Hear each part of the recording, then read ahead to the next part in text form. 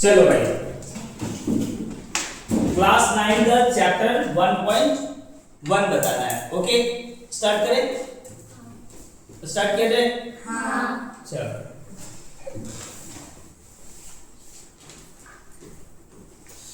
Class 9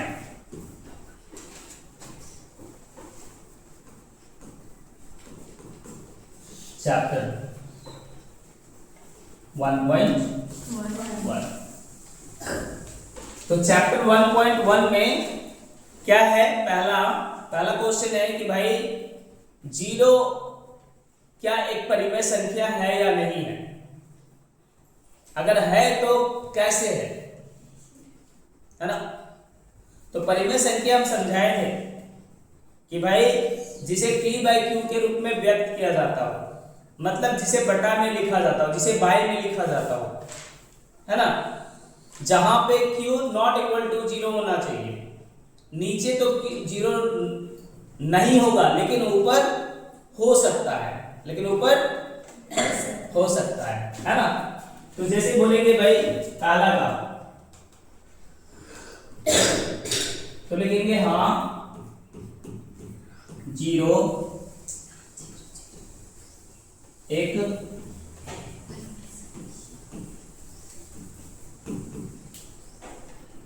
क्या है? परिमेय संख्या है।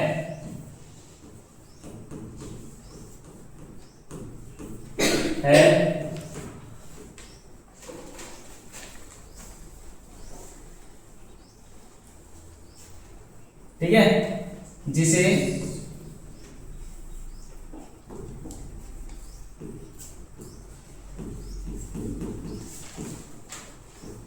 p बाई क्यू के रूप में लिख सकते हैं।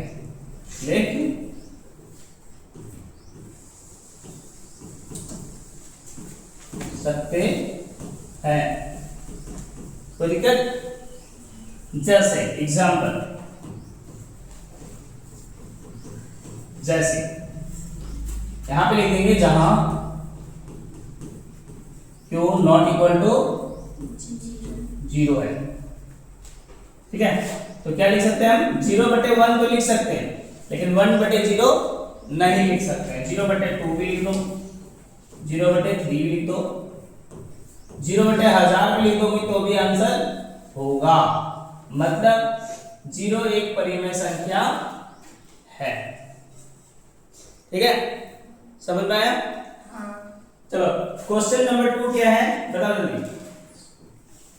3 और 4 के बीच में 6 परिमेय संख्याएं ज्ञात कीजिए। हाँ ना, 3 और 4 के बीच में 6 परिमेय संख्याएं निकालना है ना? कितने? 6। तो जब 6 परिमेय संख्या की बात करें तो हमें क्या करना है? पहले इसको p बाई क्यू के रूप में व्यक्त करेंगे। ठीक है, 3 को p बाई क्यू के रूप में कैसे व्यक्त करेंगे? 3/1 कर देंगे, 3/1 कर देंगे, और 4/1। तो पहली संख्या जो होगी वो 3 होगी, और लास्ट संख्या जो होगी वो 4 होगी। मतलब 3 पहली संख्या, 4 लास्ट संख्या। अब इसके बीच की संख्या को कितने संख्या निकालना है? 6। ठीक है, तो 3 और 4 के बीच 6 परिमेय संख्या।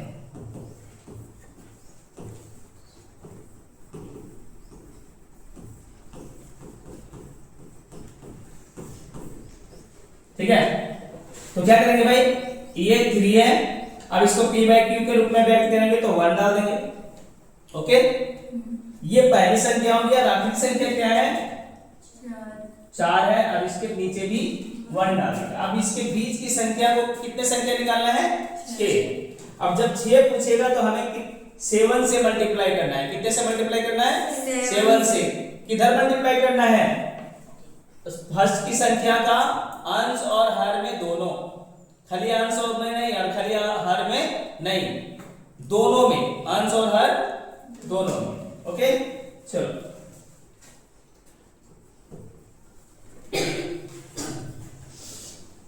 एक सेकेंड। चालू है आ जाएगा। चलो स्टार्ट करते हैं भाई।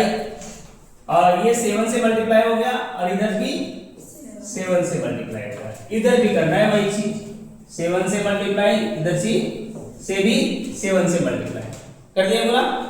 अब क्या करेंगे भाई, हमें निकालना है यहाँ पे क्या करना है, आपको गुना करके यहाँ पे लिख देना 7 3 जा 21/7 मतलब 7 38 7 एकम 7।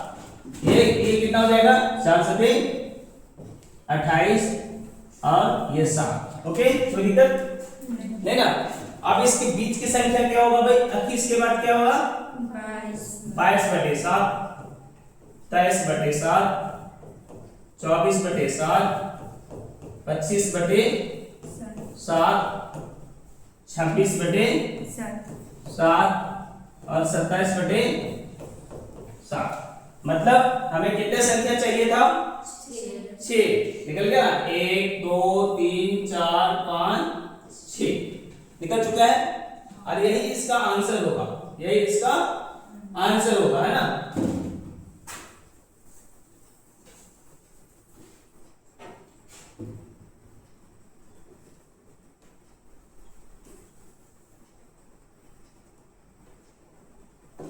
चलो तो आंसर में क्या लिखेंगे 22/7 23/7 24/7 25/7 26/7 और 27/7। ये हो गया 6 परिमेय संख्या। कोई दिक्कत नहीं ना। चलो उतार लिया सब, कोई दिक्कत वाली बात नहीं है। अब इसको हम क्या करते हैं, इरेज करते हैं। चलो स्टार्ट। नंबर 3 में क्या है, क्वेश्चन नंबर 3 बताओ। 3/5 और 4/5 के बीच 5 परिमेय संख्याएं ज्ञात कीजिए। नंबर 3 में क्या है 3/5 और 4/5 कितने 5 परिमेय संख्या के बीच 5 परिमेय संख्या है ना।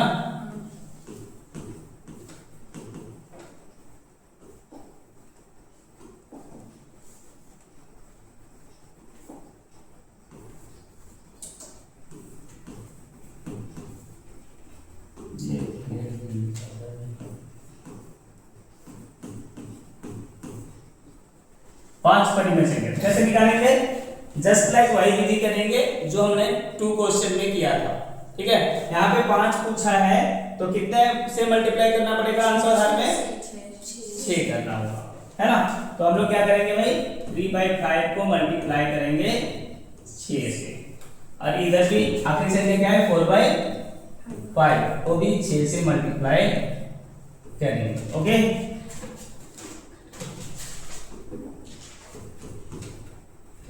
चलो तो कितना हो गया 6 दिया 18 5 6 30 और यहाँ पर क्या हो जाएगा 6 6 24 5 6 30। अब देखो परिमेय संख्या का नियम है कि हर बराबर होना चाहिए, हर दोनों का बराबर है।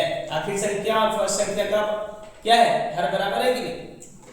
चलो तो 18 के बाद क्या होता है 19/30 20/30 21/30 22/30 और 23/30 लास्ट संख्या। तो भाई कितना हम लोगों को कितना निकालना था 5 1 2 3 4 5 निकल चुका है ना।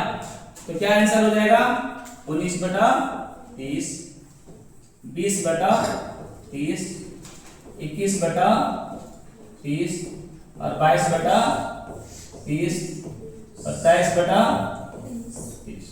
कोई दिक्कत नहीं ना, कोई दिक्कत है क्या नहीं।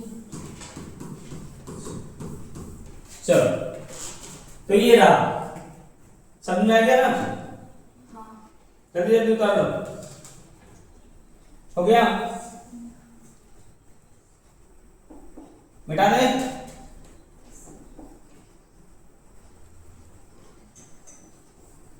चलो नेक्स्ट क्वेश्चन क्या है, अगला पढ़ो।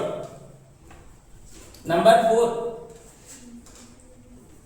नीचे दिए गए कथन सत्य हैं या असत्य, कारण के साथ अपने उत्तर दीजिए। हाँ चलो पहला बोलो। प्रत्येक प्राकृतिक संख्या एक पूर्ण संख्या होती है। क्या लिखा हुआ है कि प्रत्येक प्राकृतिक संख्या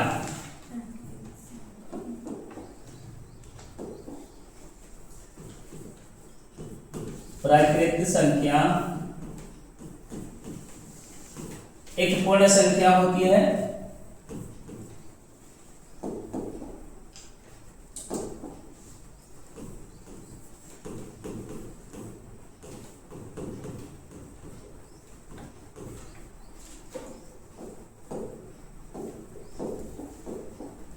पूर्ण संख्या होती है।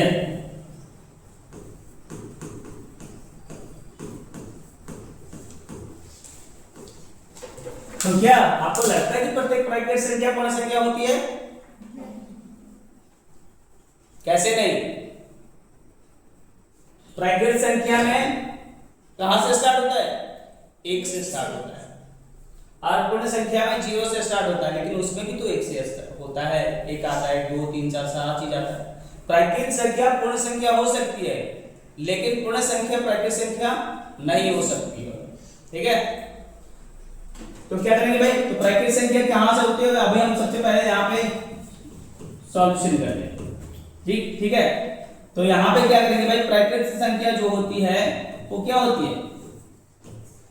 1 से स्टार्ट होती है। कहां से स्टार्ट होती है? 1 से।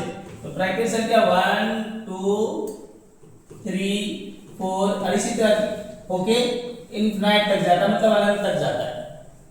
और अगर पूर्ण संख्या की बात करें तो 0 1 2 3 4 और इसी तरह ये भी अनंत तक जाती है ना। तो आप बताओ कि प्राकृतिक संख्या पूर्ण संख्या में नहीं है ना? जब प्राकृतिक संख्या पूर्ण संख्या में है, मतलब प्रत्येक प्राकृतिक संख्या पूर्ण संख्या है। अतः क्या लिखेंगे? अतः प्रत्येक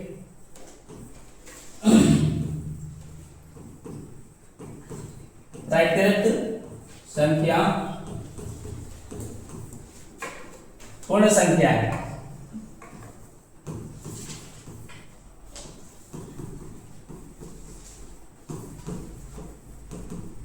अरे क्या हो गया? सत्य। क्या हो जाएगा? सत्य, है ना। नंबर 2 में क्या है? प्रत्येक पूर्णांक एक पूर्ण संख्या होती है। प्रत्येक पूर्णांक एक पूर्ण संख्या होती है। प्रत्येक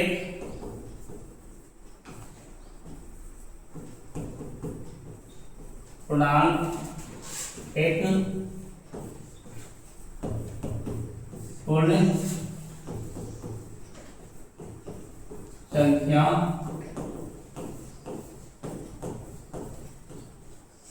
होती है। ये कह रहा है क्वेश्चन में, ये ट्रू है फॉल्स है? क्या है, क्या हो सकता है? ये क्या प्रत्येक पूर्णांक एक पूर्ण संख्या होती है? नहीं होती है, क्योंकि पूर्णांक में क्या आता है? धनात्मक ऋणात्मक दोनों आता है, लेकिन पूर्ण संख्या में ओनली धनात्मक आता है। ठीक है, तो यहां पे लिखेंगे चूंकि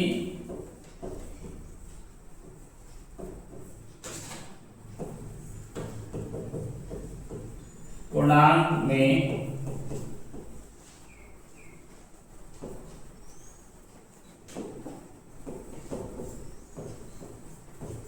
धनात्मक तथा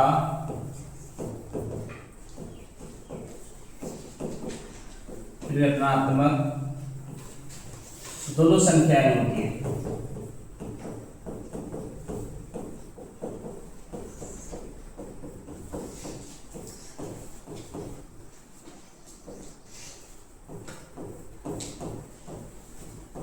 जबकि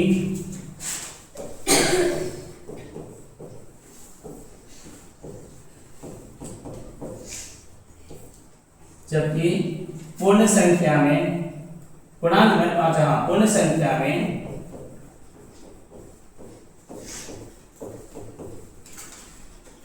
सिर्फ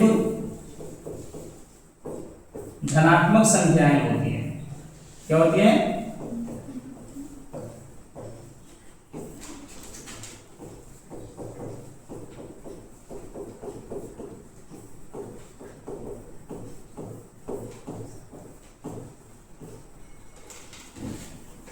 अतः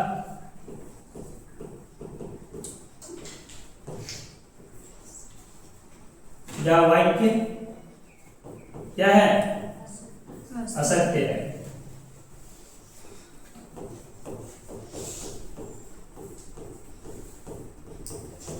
कोई दिक्कत? चलो इसको लिखो फटाफट।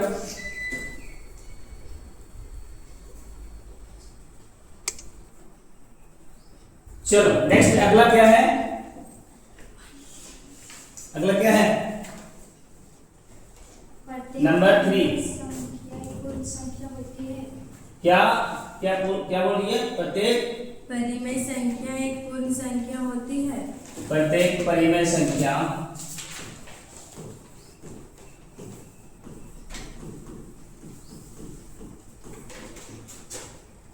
एक पूर्ण संख्या होती है, यह कहना है ना।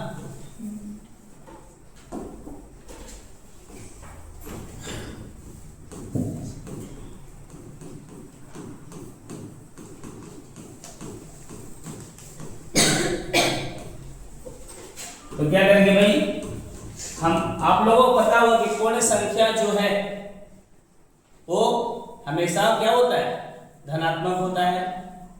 और ये इसे p/q के रूप में लिखना नहीं है। लेकिन जहां तक बात करें परिमेय संख्या, वो धनात्मक भी होता है और ऋणात्मक भी होता है, और इसे p/q के रूप में लिखा भी जा सकता है। तो क्या ये आंसर सही होगा? नहीं होगा, क्योंकि प्रत्येक परिमेय संख्या एक पूर्ण संख्या नहीं हो सकती, लेकिन प्रत्येक पूर्ण संख्या परिमेय संख्या हो सकती है। ठीक है, तो क्या लिखेंगे? चूंकि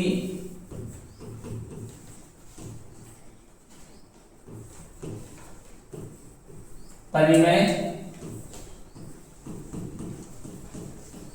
संख्या को p/q के रूप में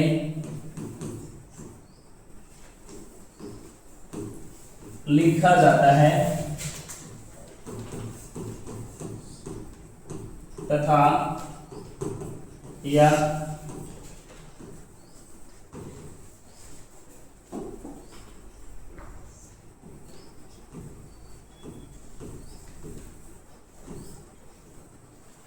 धनात्मक तथा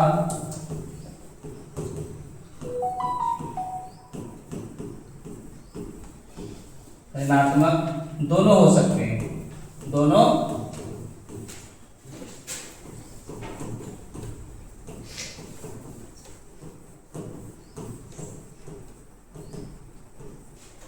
जबकि पूर्ण संख्या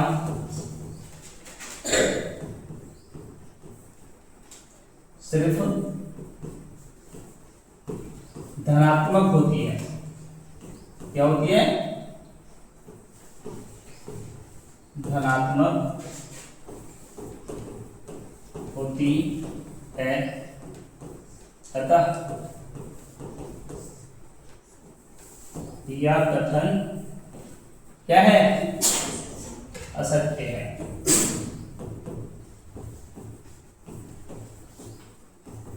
हो गया 1.1 समाप्त। ठीक है,